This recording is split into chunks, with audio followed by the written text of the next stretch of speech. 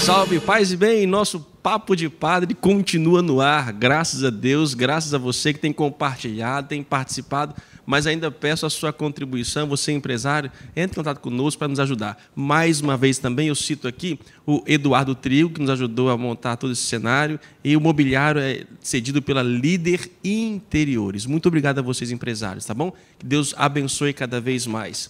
Bom, aqui vamos continuar com os nossos 4 da semana passada, né? Graças a Deus tivemos a oportunidade aqui. Padre Renato, tudo bem? Tudo bom, que bom. Foi boa a repercussão? Eu acho que deu certo, que me chamaram de novo uma semana depois, estou aqui, né? Eu tive que contratar um empresário, porque depois do Ave Maria com violão, nossa, eu estou sendo muito solicitado. Você pode entrar na nossa banda também depois, a gente pode contar. Ah, que bom, pagando bem que mal tem, né? Não, é voluntário. Ah, é? É discipulado. Ah, verdade. Padre Jorge. Eu estava com medo de você perder a audiência, mas parece que melhorou até um pouco. É o vigário geral, gente. É o reitor do seminário. E o nosso concurso, Padre Denilson. Mais uma vez, um abraço, obrigado pela presença. Conte conosco. Eu ainda estou lembrando do ET, minha casa. Liga, Liga já. Vamos lá. Quem começa? Semana passada foi o Padre Jorge, quem começa? Você.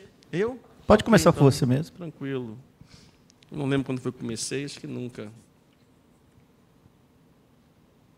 Eu vou deixar isso para depois.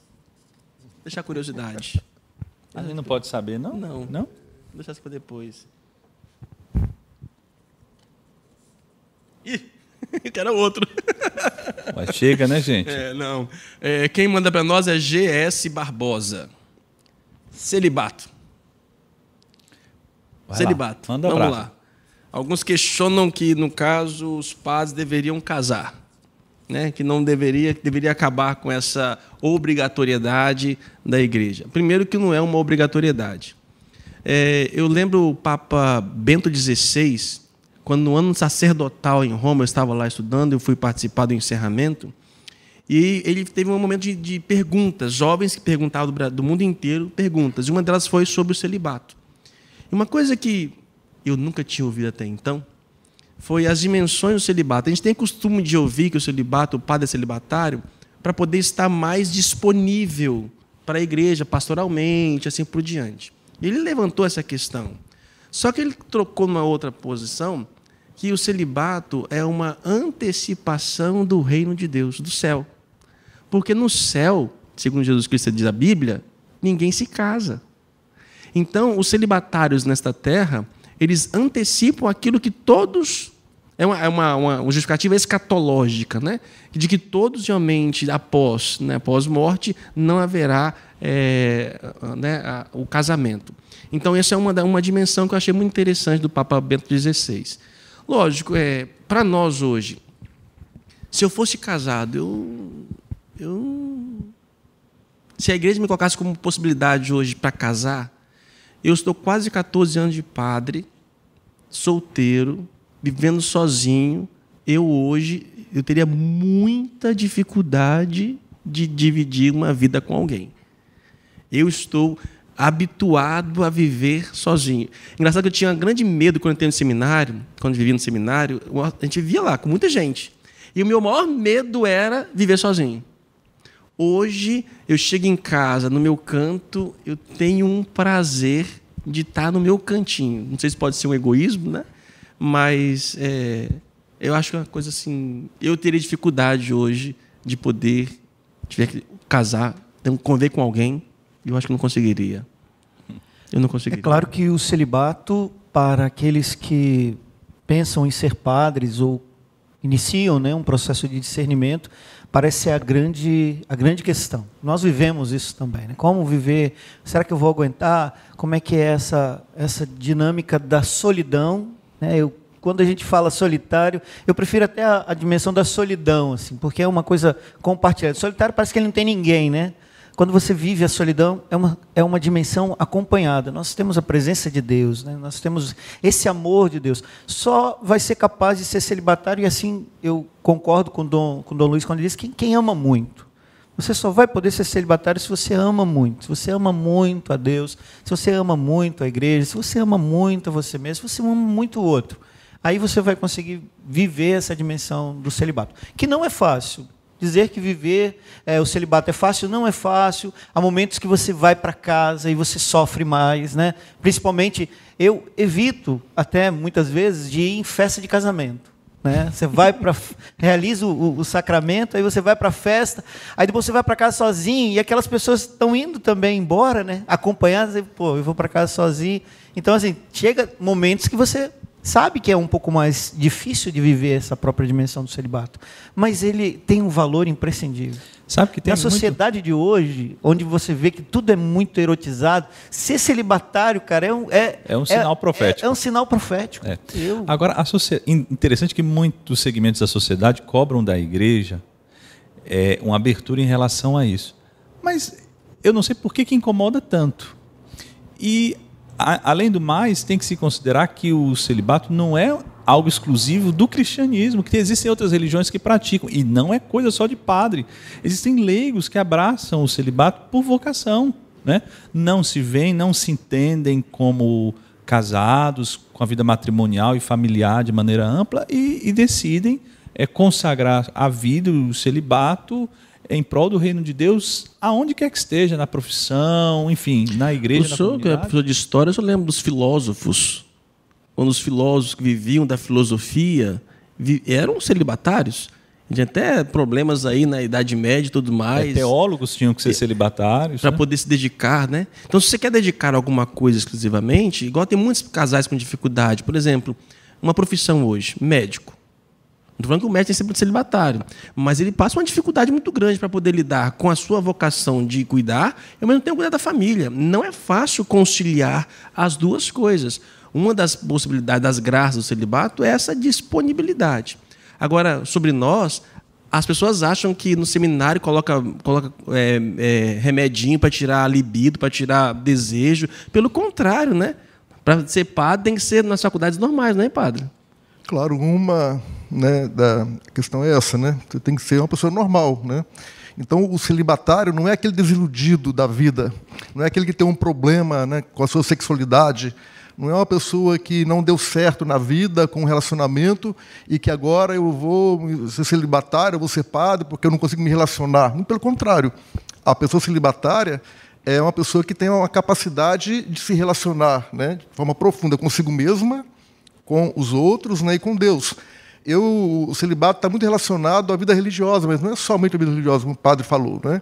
Eu conheço inúmeros leigos, né, que são celibatários, né? Nossa, nas comunidades mesmo, né? Quantas pessoas, né, que vivem o celibato, né? E não são chamados de celibatárias, né? Mas vivem o celibato. Então, é um dom de Deus e, no nosso caso, né, a questão da fé. Né? Pela fé, a gente acolhe essa vocação e vive essa vocação, em vista do reino. Queria falar, Denilson? O Padre Jorge pode indicar quem vai fazer a penitência. Ah, já? Quem, né? Já foi indicado, já antes de começar a gravar, já foi indicado, né? A Denilson já fez um complô aqui dizendo quem deveria. Eu só sugeria, claro. Tá bom, tá certo.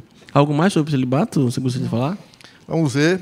Padre Anderson. Aí, tá vendo? Vai cumprir a penitência agora. Por que eu? Eu só falei que nós três fomos e se repetiu o programa, então nada mais justo do que... Mas não vai ser agora comer biscoito, não, porque isso nem é penitência. Não, essa aí é a palavra. Misericórdia, ilumina. Vamos ler. Mas tem a ver, ó. Gula. Gula? Você comeu aquele biscoito aquele dia aqui, né? Não, eu não sou gula. Eu não sou guloso. Não, eu como bem. Dizem que padre tem fama de comilão, de barrigudo. Não sou que eu até mantenho a minha forma aqui. Gula. O que falar de gula, gente? Gula. Gula é um pecado capital. Gula. Mas alguém me disse, Padre Anderson, que você faz... alguém lá da paróquia me falou, é fofoca, viu? Você faz exercício físico na academia, é para comer, entendeu? Não, isso é verdade. Não, isso é um dos meus lemas. Dei o mais para comer. Isso é verdade. Não é para que ele possa ter saúde, para poder se alimentar. Isso é verdade. Eu mantenho isso, entendeu? Embora gosto muito de malhar, de cuidar do corpo, assim, no sentido de saúde, mas eu malho para poder comer um pouquinho mais. Entendeu? E quando eu exagero, eu vou para exercício físico. É isso, não tem nada de gula. Tem que fechar a boca, por isso que eu vou te avaliar assim. Fecha a boca. Exatamente. Oxe, até o fecha a boca e corre mais, viu? Vou ter que pagar a penitência. Sempre cai para mim é difícil, gente. Vamos lá. Eu não consigo. Recite o trava-línguas em 30 segundos. Não era 1 minuto, agora virou 30 segundos. Trava-língua. Vai aparecer aí no grupo. Pessoal, coloca aí depois, então, aí. É muito grande, gente. Olha aqui, 30 segundos. Não dá. É quase a Bíblia. Vamos lá.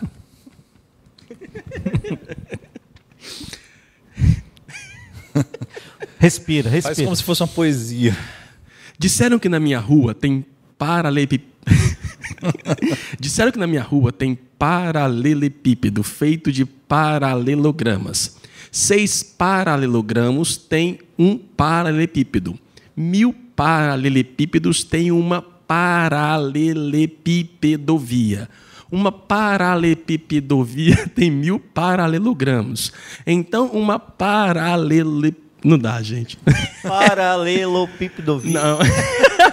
Você quer tentar? Você quer tentar? Não, já tentei a vez passada. Você lembra? Não você quer certo. tentar? É igual o ninho de mafagafos, né? É pior, mas você já sabe de qual, meu filho. Não, porque senão a minha rote solta quando eu começo a falar. Tá certo. Bom, como eu fui a vez passada, sorteia. Continua? Continuar o assunto? Você quer continuar o assunto sobre celibato?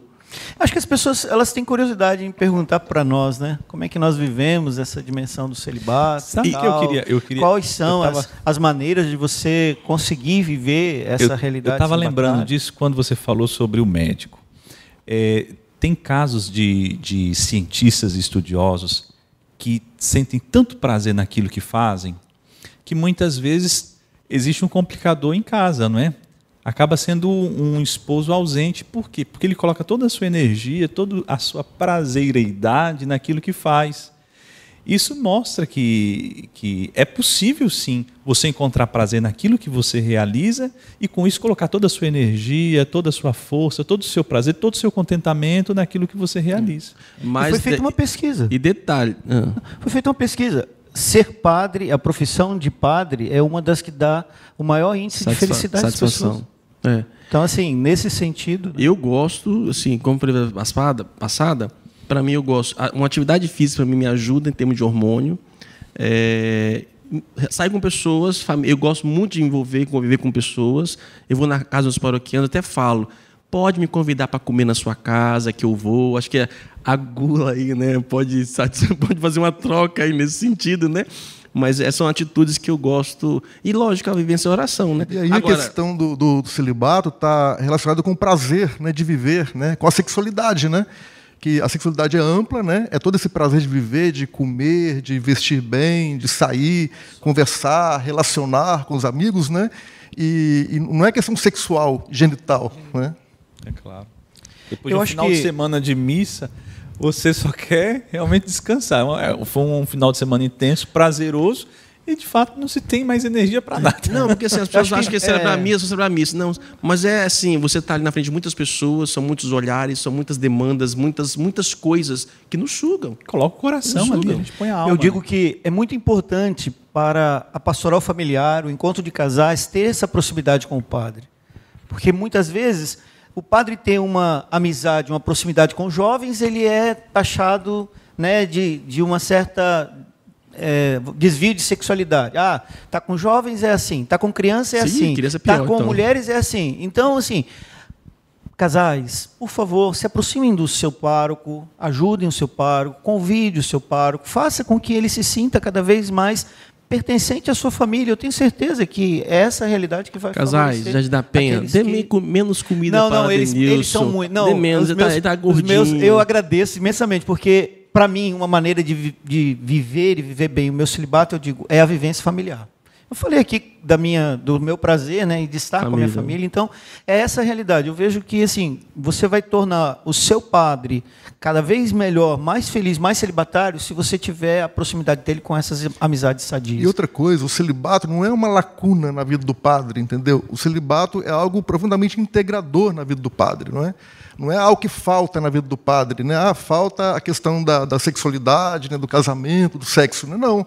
Pelo contrário, o celibato é que nos integra ainda mais, nos faz mais plenos, né, para o reino de Deus, para servir o reino de Deus. E alguns questionam o celibato, padre, você falava isso agora há pouco, porque se nós não tivéssemos celibato, teríamos mais padres. Se os padres pudessem casar, teríamos mais padres. Então, essa é a justificativa das pessoas de intervir nessa situação.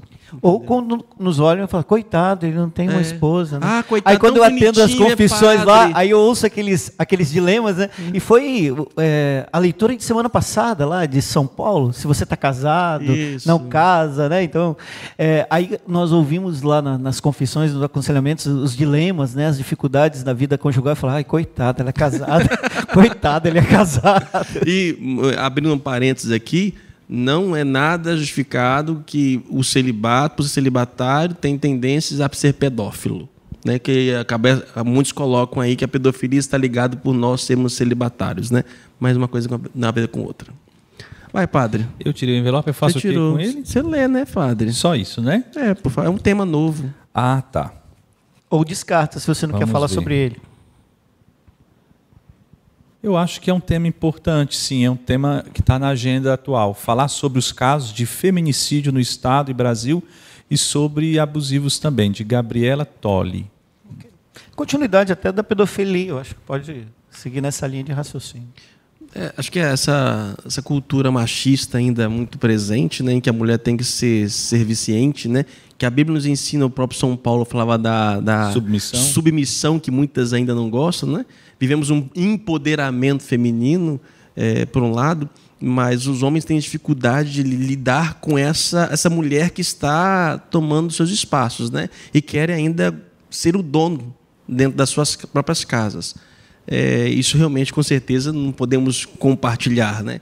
Que a mulher tem o seu espaço, que tem o seu lugar, mas a violência em qualquer lugar, em qualquer pessoa, qualquer situação, é inadmissível, né? E, infelizmente, isso tem crescido. Não sei se são a possibilidade da comunicação que faz hoje os dados chegarem até nós, ou se realmente o homem sempre foi e nós, né, fomos muito violentos, né? Eu não sei. O Espírito Santo é um dos dados dos países, dos estados, né, mais violentos. Mais violentos para a mulher. E eu acho que um grande avanço foi a Lei Maria da Penha, porque tipificou a violência contra a mulher. Né? A gente conhece um pouco da história da Maria da Penha, que foi violentada e hoje tem graves sequelas por causa da violência. Esses dias também, acompanhando pela TV, mulheres sequeladas por causa da violência, simplesmente pelo fato de ser mulher. O ódio que o homem tem pelo fato de ser mulher e violentá-la por esse fato. Isso é algo muito terrível. E marca muitos de nós, porque certamente muitos de nós já presenciou no seu âmbito familiar violência familiar. Então não é só a mulher que é agredida, a família também sofre muito com tudo isso, né? Eu já atendi casos, periferia é mais complicado isso, né? Porque a mulher não tem para onde ir.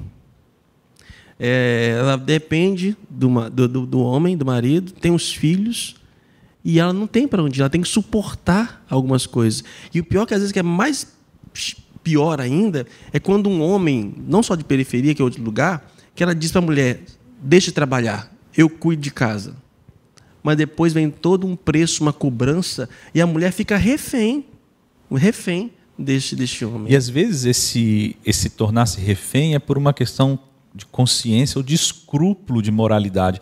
Aí eu até jogo a questão, provocando o Adenilson, como que é essa situação onde a mulher está sofrendo risco de vida, tendo a sua dignidade, a sua integridade pessoal e física e psicológica ameaçada? Como que é o compromisso com o matrimônio, não é? Deve manter casada? Para nós não é tão simples responder uma questão tão complexa. Mas eu não vou fugir da temática, não. Eu só gostaria de trazer um outro aspecto que para nós é importante para a compreensão da violência. É o nível cultural. Né? Quanto menos investimento nós temos no nível da educação, do cuidado com o outro, da valorização do outro enquanto pessoa. Né? Eu refletia com os meus alunos, né, alguns dias atrás, essa dimensão da compreensão do conceito do outro enquanto pessoa. O outro não é um objeto. Então a mulher não é o objeto do homem. Ela não é submissa ao homem. Como o homem não é submisso à mulher e ninguém é submisso ao outro, mas é pessoa. Então ela tem que ter o nível da sua dignidade preservada. Se eu estivesse num campo de futebol, onde você tem duas torcidas rivais, e você está aqui pensando em jogar um morteiro para o outro lado de lá, porque eles são adversários em nível de compreensão esportiva. Mas se eu parasse e falasse, espera aí, mas do lado de lá existem adversários, mas eles são pessoas, eles têm valores, eles têm dignidades, ele tem família, ele tem uma vida, ele tem um corpo que deve ser cuidado, zelado. Então, assim, as agressões elas diminuiriam. No caso de uma mulher que é agredida por um marido, onde ele não compreende ela como uma pessoa, no lugar onde ela está sendo cada dia mais violentada, vilipendiada a sua dignidade, é claro que a gente não deve ter medo de dizer, olha, segue um outro caminho, né? Se você tem uma outra alternativa, segue essa outra alternativa. É claro que nós somos eternamente defensores da vida e do matrimônio, mas em certas situações Nesse a gente caso, não deve temer e dizer, olha, filha, você tem que se Nesse caso aí não pode ser reconhecido como matrimônio, não pode ser reconhecido, né? Perde-se ali a dignidade, perde-se o papel de cada um como homem, como mulher. É por causa disso que existe o Tribunal Eclesiástico para poder analisar esses casos e verificar se não foi nulo esse casamento. Certamente tem um erro de pessoa aí, ou seja, a pessoa revelou um outro caráter de antes do casamento, e aí com certeza a igreja declara nulo e a pessoa fica livre desse laço e desse compromisso para poder seguir o seu caminho, né? Agora eu queria lembrar do texto que você citou sobre as mulheres sejam submissas ao seu marido, né? Mas depois lá embaixo, ali, maridos, ame a sua esposa como Cristo amou a sua igreja e deu a vida por ela. E deu a vida por ela. Eu até comento isso no casamento, é muito comum esse texto, né? E é interessante que as mulheres vão tirando a parte submissa e deixando só a parte dos maridos, né? E aí foi, gente, mulheres, não faz. Os homens vêm para o casamento para poder ouvir essa parte, vocês estão tirando essa parte, né? Mas a parte da submissão é tranquila em relação ao homem, né? Porque o que diz a Bíblia? Homem, morra pela sua esposa, mesmo se ela for culpada. Porque como é que Cristo amou a igreja? Dando a sua vida por nós. Assumiu o lugar de cada um de nós. Então eu prefiro a submissão. Eu acho interessante aquela parte do Evangelho, né, onde a mulher é apedrejada, né? Todos estão ali prontos para apedrejá-las, todos com a pedra nas mãos, né, para apedrejar aquela mulher, né? E ela tem um encontro com Jesus, né? E nesse encontro com Jesus, eu digo que ela se levanta dali uma nova mulher, né? Ou seja, Jesus devolve para ela a sua dignidade, né? A partir daquele momento, ela não vai ser usada mais pelos outros, né? Ela assume a sua condição de mulher, de filha de Deus, né? E dali é ela que vai tomar conta da sua vida, é ela que vai dar um rumo na sua vida. Por quê? Porque Jesus, né, teve essa capacidade, né, de olhar para ela, ver a sua interioridade, e ela se reconhece como filha de Deus, né, como a sua dignidade, e levanta-se dali e segue o seu rumo, né? E é considerada, né, pelos apócrifos, né, parece uma santa, né? Maria Madalena. Então, eu acho que essa questão do feminicídio, volto à questão da lei da Maria da Penha, eu acho que isso fez com que a gente possa discutir isso, né? Não é uma questão que tem que ser velada, não fale sobre isso, mulher tem que apanhar mesmo, é assim mesmo, sempre foi assim. Briga de marido e mulher, nada, ninguém mete a colher. Tem até a música, né? Entre tapas e beijos, né? Ou seja, essa questão hoje ela é refletida, ela é discutida, e a gente fala sobre isso, né? Estamos aqui falando sobre isso. Então, você que é mulher que está em casa, não se deixa ser dominada e apanhar e ser dominada por ninguém, não. Você tem dignidade. Se você é uma mulher de fé, casada, né, sacramentada, você não tem o direito, a obrigação de ficar aguentando a violência de um marido porque está ali por causa do matrimônio. Porque eu fiz uma promessa de amar, de ser fiel até que a morte separe. Esse discurso, realmente. Não faça nesse sentido. Procura um sacerdote para poder se conversar e dialogar, porque não é possível manter uma promessa quando não se respeitam o que foi colocado, né? Aquele que agride, né, com violência já quebrou a promessa, está quebrada. Né? Então a gente tem que conversar sobre isso. Não há mais um vínculo, né? Além do que, a violência é incompatível à nossa condição de cristãos. Então, nenhum cristão católico deveria exercer uma violência, seja ela em nível físico, seja ela em nível moral, a nenhuma outra pessoa. Isso aí não é questão do feminismo, né? Essa questão da dignidade da mulher, não é feminismo, né? É dignidade da pessoa humana, né? Padre, foi com o senhor. Como você já passou para mim, né? Eu acho que é a pessoa mais próxima está do senhor ali, entendeu? A palavra Renato, agora. Vigário. A palavra. Vai que ele canta outra música. Ele canta outra música. Carinho. Eu que tenho que comentar. A palavra. Carinho. Um minuto. Sobre carinho, meu Sei Deus carinhoso. do céu. Carinho. Olha, nós brasileiros somos muito carinhosos e expansivos, né? Eu morei na Itália, como vocês também moraram na Itália, a gente percebia como que era diferente o tratamento.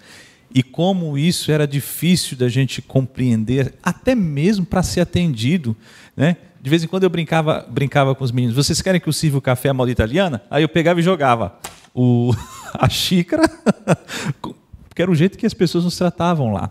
Então, carinho, ou seja, um pouco de afeto, um pouco de amor, um pouco de sentimento naquilo que faz toda a diferença para a gente no dia a dia. Fala de um carinho que você fez, que te marcou, assim, talvez um carinho que eu fiz ou que eu recebi.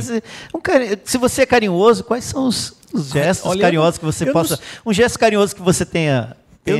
Eu não sou muito carinhoso, não. Eu gosto, mas eu não sou uma coisa que não é. Não, gente. Não.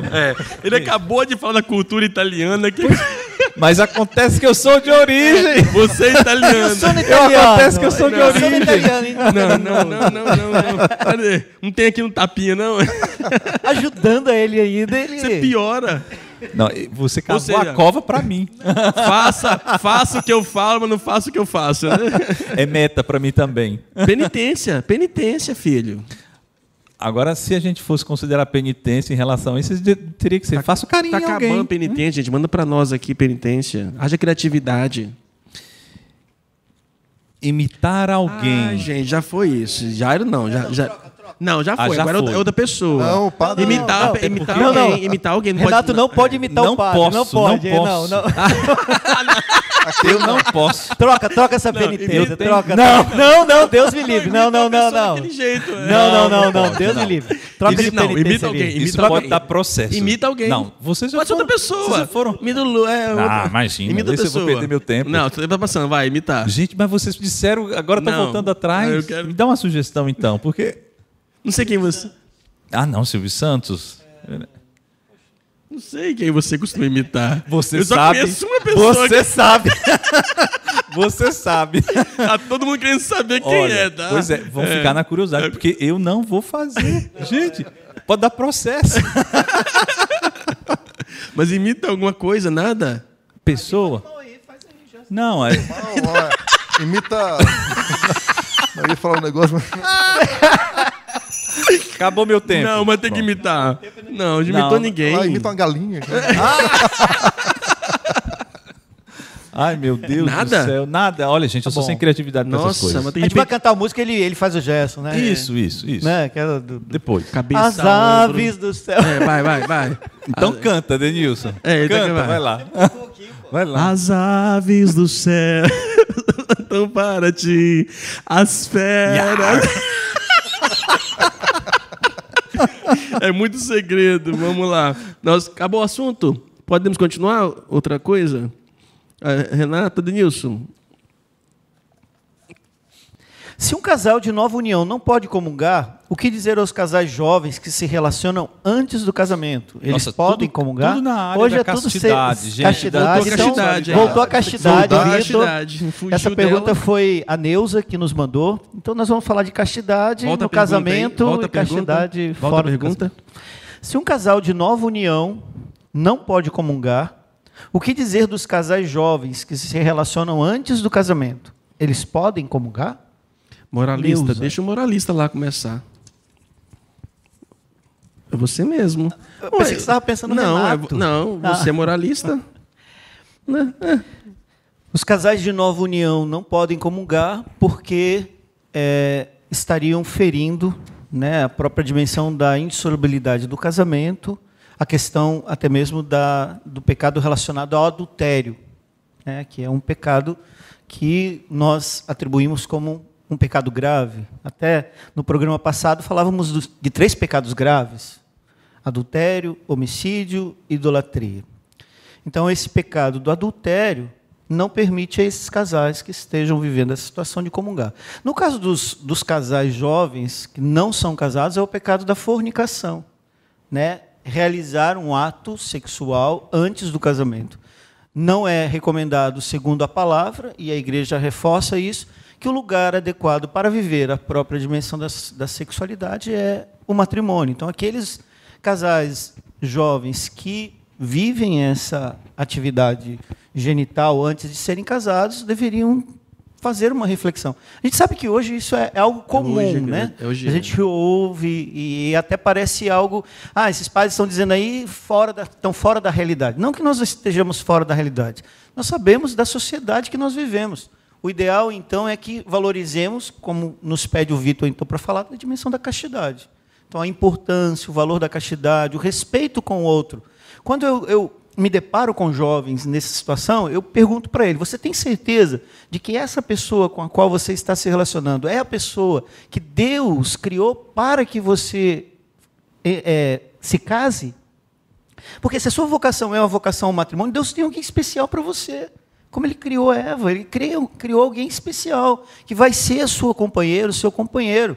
Então, antes de você ter uma relação genital com essa pessoa, pergunta se essa pessoa é a pessoa que você entende, criada por Deus para a sua felicidade. Mas muitos falam, padre, que até comentam assim, eu tenho que experimentar antes, quem sabe depois a gente não dá certo, então a gente tem que fazer antes para depois ver se é possível. Quando se ama, o amor transcende qualquer dimensão de curiosidade, experiência. Quando você ama de verdade, aquilo vai se tornar, o ato genital vai se tornar uma dimensão de prolongamento do próprio sentimento, da vida, do amor, do zelo. Apesar de sermos celibatários, né? Parece que assim, está falando de algo que você está vivendo, não, mas é o que a gente percebe, o amor. O amor é muito maior do que essa dimensão da genitalidade. Quando a igreja orienta que o jovem não deve se relacionar antes do casamento, é em vista da felicidade desses jovens, do bem deles, né? Para a vida dele, em vista da vida. Porque um relacionamento antes do casamento, ele pode ocasionar sofrimento, né? Por exemplo, o uso da pessoa como objeto, né? Uma menina, por exemplo, ou um rapaz também, né? Que tem um relacionamento sexual ali, simplesmente pelo sexo, né? Está se tornando um objeto para o outro, né? Então você não tem um compromisso. Que compromisso que eu vou ter, né? E pode vir uma gravidez também indesejada, fora do momento, entendeu? Aí vem um aborto, está vendo o sofrimento, né, que vai causar na vida dessa pessoa, né? Eu peguei um caso agora pelas redes sociais, em inbox, a pessoa, ela falou que envolveu com um rapaz, né? E por acaso não queria, acabou acontecendo e ela estava temendo e acabou ficando grávida, né? E o rapaz não queria mais atendê-la. E aí a mulher acaba assumindo as consequências, né, de ter que assumir uma criança quando não, muitas fazem o aborto. Porque talvez as pessoas que estão nos acompanhando fiquem nessa dúvida. E celibato e castidade, qual a diferença? Eu acho que uma palavrinha rápida, né? Ou seja, o celibato é aquele que consagra não só a abstinência sexual, mas também abdica da vida familiar, matrimonial, para viver exclusivamente a causa do reino de Deus. E a castidade é a pureza, o equilíbrio da vida sexual e afetiva, que deve ser vivido tanto pelo celibatário quanto por quem abraça a vida matrimonial. O casal cristão, né, pelo enlace matrimonial, deve viver a pureza, o equilíbrio da vida afetiva e sexual. Isso é a castidade. Agora, sobre a questão da pergunta, ela relacionou o casal em segunda união com os jovens, né? E com a comunhão. Pode comungar ou não, com né? a comunhão. Pois é, às vezes, esse sofrimento da não comunhão por parte do casal se estende por falta de conhecimento. Aí que deve entrar o trabalho dos padres e das pessoas mais esclarecidas na igreja para ajudar esse casal a buscar o auxílio do tribunal eclesiástico para ver se a sua união não foi nula e, com isso, ter a sua relação declarada nula e poder ficar desimpedida para poder se casar e voltar a participar da comunhão. Tem uma gradualidade, aquilo que eu falava. Uma coisa é adultério, uma outra é a fornicação. É claro que nas duas situações, o ideal é viver a vida segundo aquilo que é a orientação de Deus. Então, no caso daquele de segunda união, buscar a resolução do seu problema para poder comungar. E aquele que não é casado, viver a sua vida de castidade, vivendo exatamente a dimensão do discernimento. Eu digo, quanto menos atividade genital antes do casamento, mais condição de discernir se é realmente essa pessoa que você deve se unir e constituir uma família. Quanto mais experiência genital, mais confusão, mais dificuldade, mais exploração, mais incapacidade de ver o outro enquanto pessoa. Queria contar uma coisa aqui, né? Não é contar segredo de confissão, não. Mas há pouco tempo, assim, há algum tempo atrás, né, eu atendi uma jovem, ela estava muito feliz, né? Eu vim aqui, ela veio para confessar, mas feliz, realizada. Ela disse o seguinte: padre, eu tinha um relacionamento, né, sexual com meu namorado. E aí, numa missa que eu participei, eu fui muito tocada e conversei com ele. Olha, não dá mais, nós vamos, né, guardar para o casamento, não vamos mais nos relacionar. E ele aceitou, padre, e está me ajudando nisso. Eu falei assim, olha, esse é o homem da sua vida, viu? Esse é um homem de verdade, né, que está te respeitando e tudo. Nosso tempo acabou, produção da penitência? Quase. Então, foi você, não foi, padre? Foi. Então, por favor. Isso aqui é o quê que eu vou fazer? Uma palavra indicar para um de nós três aqui. Tá bom. Eu acho que deve ser para Denilson, mas não queria falar nada com você, não. Por que não, o vigário? Ele também... O vigário também. Não, o Pope e o vigário. O vigário não falou até agora, né? Falou já, Pope e o né? vigário. Então, eu acho que é um tema que até lhe interessa. Não é tema não, essa é a palavra. A palavra que até lhe interessa, cabelo. Cabelo. Vai quem, Padre Jorge? Tem menos cabelo aqui. Um minuto, Padre Jorge, cabelo. Então, cabelo, eu já tive cabelo. Já. Então, hoje eu estava ouvindo rádio, né, e um comentarista dizia que tem um candidato a presidente que ele pinta o cabelo, né, com graxa, dá a impressão, né, que ele pinta o cabelo com graxa, entendeu? Não sei qual, né, direito, não deu para entender, né, mas a gente vai encontrar, então, esses, por exemplo, padre, né, que pinta o cabelo, né? Então, às vezes fica aquelas coisas esquisitas, né? Então, e o pior é que quando começa a aparecer as raízes, fica aquele negócio meio estranho, entendeu? Ou então pinta em casa, aquela coisa esquisita. Eu pintei. Pintei. Durante um tempo eu pintei. Eu confesso. Peço a penitência de vocês. Eu confesso, num determinado momento da minha vida, eu não aceitava a questão do cabelo branco. Então, eu pintava, e a minha cabeleireira, Zeni, Salão Shalom lá, ela dizia, faz um trequinho. Que trequinho? Que negócio é esse? Aí um trequinho aqui e tal. E aí eu pintava. Na barba eu faço. Olha só, o que mudou foi um encontro que eu fui na Paraíba para pregar um retiro. Uma freira orou para mim e falou bem assim, não pinta mais o seu cabelo. Aí eu saí de lá e falei, tá bom. Aceitar a maturidade. Eu acho que cada época tem sua beleza também, né? Não, mas ela não me conhecia, né? Foi assim, uma conversa em oração, ela... Tá aprovado, tá aprovado. Paga penitência, não tá bom, paga a penitência, paga. Pintou o cabelo, paga a penitência. Pintou o cabelo, já paga. Já pintei, então. Já pintou o cabelo, então não pode. É pecado, não é pecado não, né? É pecado pintar cabelo?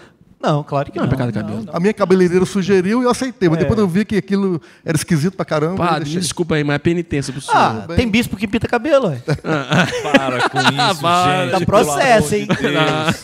Não é verdade. O que é? Prenda surpresa. Os outros padres terão que escolher. Como, gente? Prenda surpresa? Ai, Jesus, a gente já quebra a cabeça fazendo as coisas aqui. O tempo está acabando. Olha, pega leve com o vigário, viu? Rapidinho. O padre Jorge é bom de piada. Legal. Piada. Conta uma piada. Conta uma piada. Vamos lá. Conta piada. Conta piada. Um causo. Uma coisa engraçada que aconteceu no seminário, então. Nossa vida. Na sua época ou agora como reitor. Deixa eu ver. Você quer imitar alguém como o Renato? Não, também não. Quer tocar uma música no violão? Não. Canta uma música então, padre. Canta uma música. Qual a música da sua vida? Você já citou duas músicas já que já hoje. Todo mundo tem uma música da Canta vida, uma sua trilha sonora. Qual é a sua, Padre Jorge? Ai, meu Deus do céu. É o amor. Que mexe. Já lembrei do amor. Você sugeriu aquela hora. Continua cantando. Não, obrigado. Tá bom. Produção, nosso tempo esgotado. Bom, algo mais sobre... Nós estávamos falando sobre o que mesmo? Sobre... A questão do cabelo? Não, da comunhão. Da comunhão. Daqueles que não são casados. Então, eu recomendo a você que está num relacionamento de namoro, de noivado, reflita bem, né? Veja a importância, o valor da castidade. Essa dimensão do amor é muito importante. Então, assim, é um conflito também, às vezes, as pessoas mais antigas, mais velhas, convivendo com os jovens novos em casa, e os conflitos de geração e tudo mais.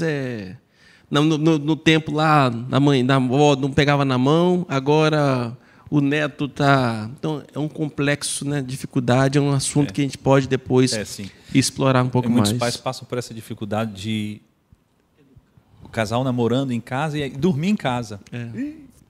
Padre, dá-nos a bênção, nosso tempo acabou. Tá certo.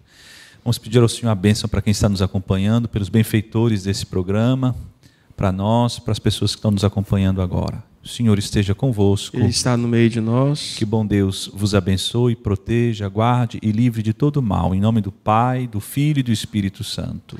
Amém. Muito obrigado. Compartilhe essa ideia e nos ajude a patrocinar, tá bom? Entre em contato com as nossas redes sociais aqui. Deus abençoe. Tchau.